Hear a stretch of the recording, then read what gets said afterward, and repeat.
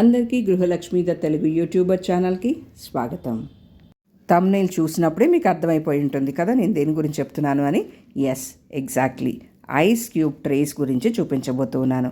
ఇవి చాలా క్యూట్గా బబ్లీగా బబుల్స్ లాగా అనిపిస్తాయి, రౌండ్గా భలే ముద్దుగా ఉంటాయి. సో అవి ఎలా ఉంటాయి, ప్రైస్ ఎంత, ఎలా పెట్టుకోవాలి, మనం ఎలా ఐస్ చేసుకోవాలో చూపించిన. ఇవి అమెజాన్లో ఆర్డర్ చేసాం. 2 కలర్స్ వచ్చాయి.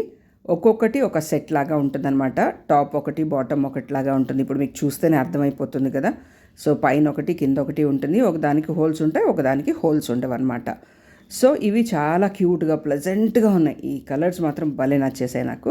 సో ఇలా మనం ఈ క్యావిటీస్లోకి నీళ్ళంతా నింపేసుకోవాలి. అంటే ఈ గుంటల్లాగా ఉన్నాయి కదా, వాటిలో నీళ్ళు నింపేసుకోవాలి. నింపేసుకొని ఈ పైన ఉన్న మూతని పెట్టేయాలి. పెడితే మనం ఇట్లా ఒత్తగానే, అంటే దాన్ని లాక్ చేయగానే ఎక్సెస్ నీళ్ళన్నీ కూడా బయటకు వచ్చేస్తాయి. చూస్తూ ఉండండి. ఎస్, చూసారా? యా, ఇట్లా పెట్టగానే పైకి నీళ్ళు వచ్చేస్తాయి.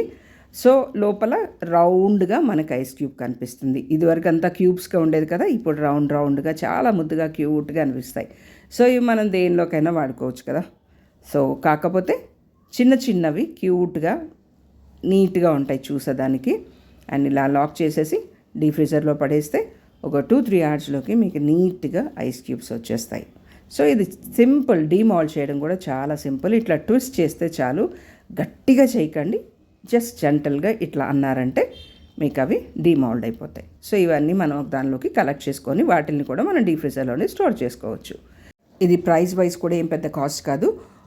100 రూపీస్, అరౌండ్ 100 ఉంటుంది. ఒక్కొక్క దానిలో ఒక్కొక్క సైట్లో ఒక్కొక్కలాగా ఉంటుంది కాబట్టి ప్రైసెస్.